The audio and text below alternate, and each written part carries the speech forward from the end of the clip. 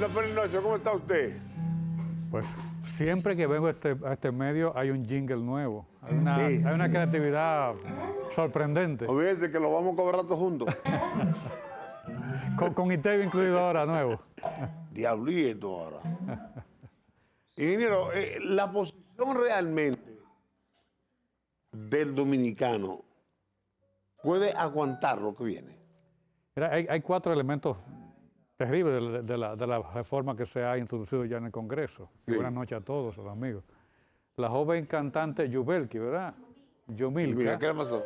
hablaba de que ella sabía cocinar algunos elementos. Que antes, eso fue lo que usted escuchó, más nada. que antes no pagaban ITV, por ejemplo, la carne de cerdo, de res, la habichuela, el café, el pescado. Esas cosas no pagaban ITV antes y ahora van a pagar. Entonces se va a encarecer la comida que ella preparaba. Pero ella también sabe hacer rabo. También va a pagar ITV, ¿eh? También va a pagar ITV. Es decir, que eso naturalmente va a ser más complicada la vida para el dominicano.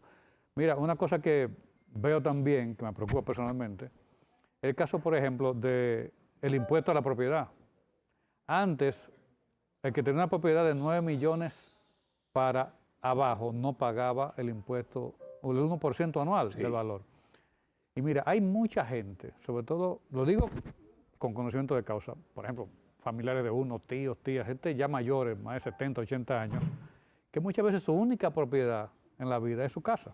Se han pasado la vida trabajando. Es la gran mayoría. La han pagado para toda la vida esa casa y que ahora, al final de sus días, que ya no tienen pensión porque los sistemas de pensiones en este país no funcionan, que viven muchas veces con la ayuda de sus hijos, pero que pongan un impuesto entonces a la única cosa que tienen, que es la casa. ¿Cómo lo van a pagar? Increíble, es decir, esas son cosas que pienso que hay que repensar fuertemente de esta ley que ya está en el Congreso ya de reforma del fiscal, porque la verdad es que empobrece. Es decir, ese tema de la comida, ese tema de la gente que no puede pagar, pero hay cosas también, todo lo que es el Internet, las aplicaciones que usamos, ¿no? El Spotify, el Netflix, la cosa, todo esto también grabado. Los muchachos que hacen YouTube, hasta yo que hago mis videitos de YouTube, todo el mundo está pensando que eso va a ser grabado también en esta reforma.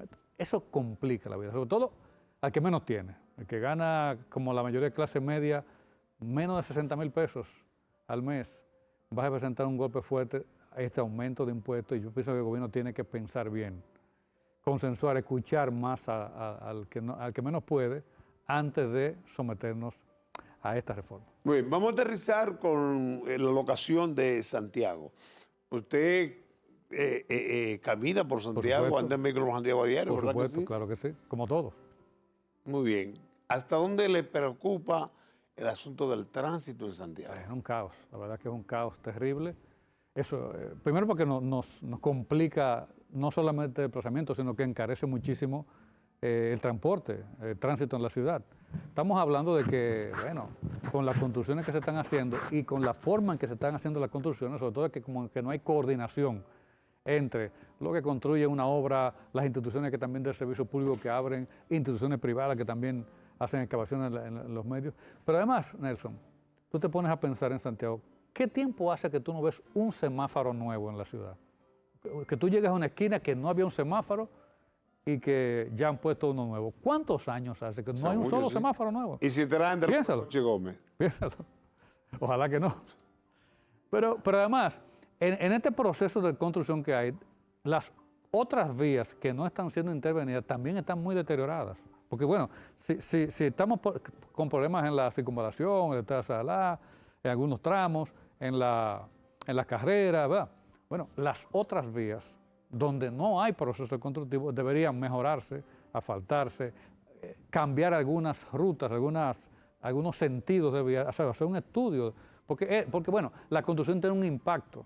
Entonces, ese impacto usted tiene que estudiarlo, analizarlo y ver cómo lo mejora. Pero bueno, pareciera que no, aquí no ha habido un solo cambio de vía, no se están asfaltando las calles, no hay una semaforización adecuada ni señalización mejorada.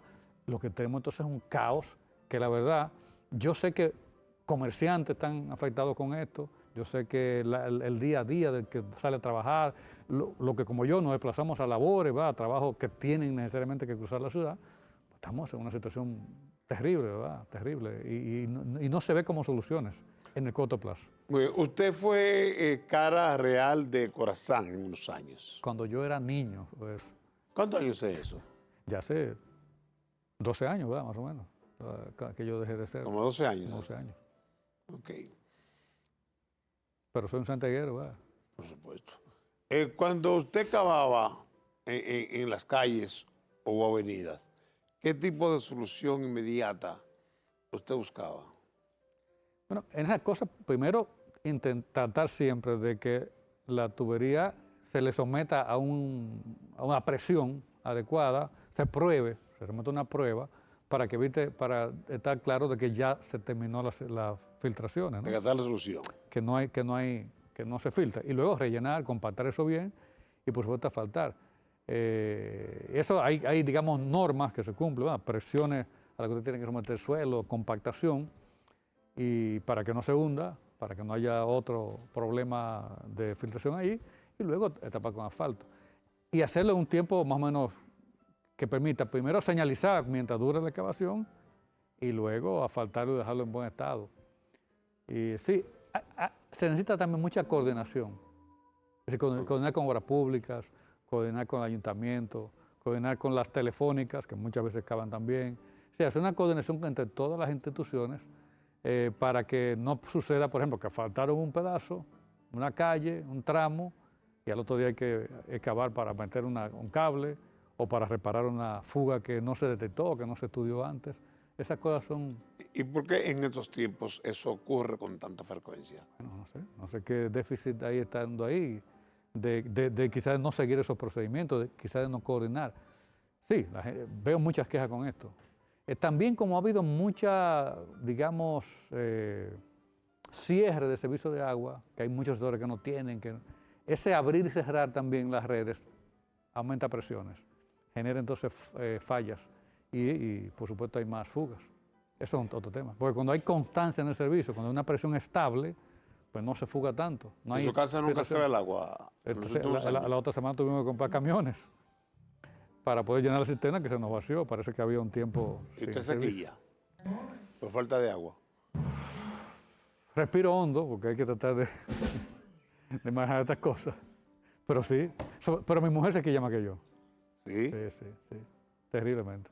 Y sobre todo sequilla porque cuando el agua viene con un color muy fuerte.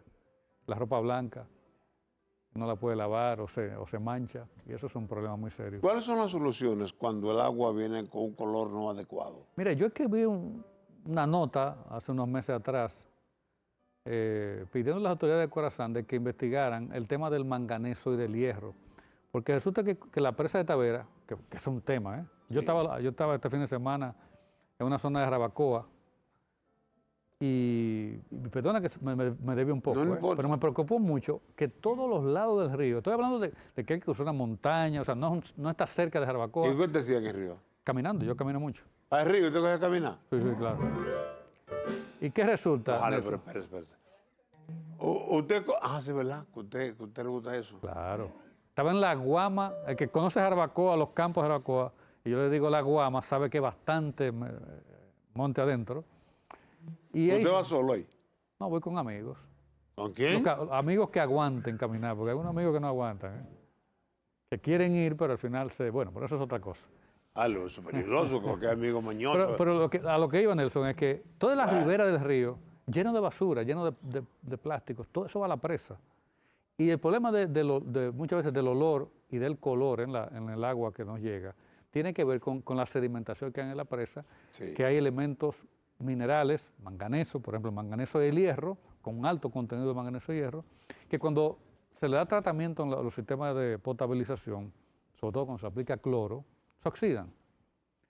Esos elementos al oxidarse es que generan ese color marrón, ese color desagradable, amarillento, y a veces con olores, pero sobre todo color, que mancha la ropa y esas cosas. Entonces, bueno, hay, por supuesto, sustancias químicas, como el carbón activado, como también digamos, un proceso previo de filtración o de estabilización, que reduce estas cosas, ¿no? Entonces, escribí una nota sobre eso a las autoridades de Corazón, un poco buscando ayuda. No existe una comunicación con los que han estado y el que esté en ese momento para conciliar con No, ideas. eso no está establecido, no.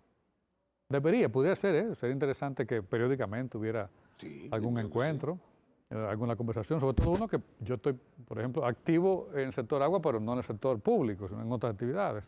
Y uno siempre tiene inquietudes, hay tecnologías nuevas que llegan, hay metodologías, pero bueno, a veces somos un poco sordos, un poco aislados, un poco distanciados y no aprovechamos la experiencia pasada. Las últimas consultas internas de la Fuerza del Pueblo, ¿se verificó las posiciones del gobierno en la actualidad? ¿Y cuál es el proceso que tienen ustedes para tales fines? No, bueno, entiendo que Fuerza del Pueblo está siempre con una especie como de gabinete alternativo en el cual hay secretarías, departamentos técnicos que siempre están vigilando. El otro día, por ejemplo, ustedes vieron que se opinó sobre la fusión de instituciones o sobre el tema de la economía. Hay una vigilancia, un seguimiento. Por eso hay datos. Por ejemplo, hoy se daba el presidente Fernández un dato de cómo se ha incrementado la nómina pública, más de 130.000 millones de pesos en los últimos 5 años. Entonces, digamos que entonces se exige más impuestos ahora a la población, pero no se bajan los gastos. Entonces es un tema que digo, bueno, no me pida que te pague más y porque usted no gasta menos. Sería una cuestión bastante lógica. O cómo se ha incrementado el déficit en el sector eléctrico. Por ejemplo, las pérdidas de energía ya rondan casi el 40%. Es decir, de cada kilowatt que se ponen en las redes, el 40% no nos llega a los consumidores, sino que se pierde. Entonces, vamos a pagar más impuestos y hay mayor ineficiencia en la administración. ¿Por qué nos reducen esa ineficiencia en vez de cobrar más impuestos? Son cosas que la gente se pregunta. Bueno, ahora hay mayoría del gobierno, del partido de gobierno, en ambas cámaras, en el Senado, en la Cámara de Diputados, y bueno, pueden aprobar con su mayoría todo lo que quieran, pero tienen que entender que no hay acción sin consecuencia y que lo que como usted golpee hoy, como usted usa el poder para golpear al pueblo, el pueblo se lo va a devolver hoy, mañana o más tarde, pero se lo va a devolver. Eso que usted pronuncia es una realidad. La fatalidad de hoy puede cobrarse en el día de mañana y con réditos muy caros, de verdad que sí. Pero la gente en las calles se cuestiona si se hicieron tantos préstamos, si se ha buscado tanto dinero, ¿dónde está realmente la opción que compete la solución para que no exista el desastre que se percibe? Claro, y también tomando decisiones complejas con esos préstamos, porque tú me dices, por ejemplo, y voy a decir una cosa que quizás no sea popular, Okay. pero digo, se gastaron más de 100 millones de dólares en el teleférico de Santiago. Tú vas a las 8 de la mañana, tú vas a las 12 del mediodía, tú vas a las 6 de la tarde, y eso pasa muy poca gente por ahí. ¿Qué tan necesario era eso? Si los muchachos que van a la UAS no se pueden montar ahí, si los que viven en Pastor tampoco, si los que viven en el Reparto Peralta tampoco, son la mayoría de la gente. Y tú dices, bueno, ¿por qué 100 millones? Que lo vamos a pagar nosotros, con el ITEB y con la cosa. Entonces, mejores decisiones para que no tengamos que pagar después todos nosotros esto.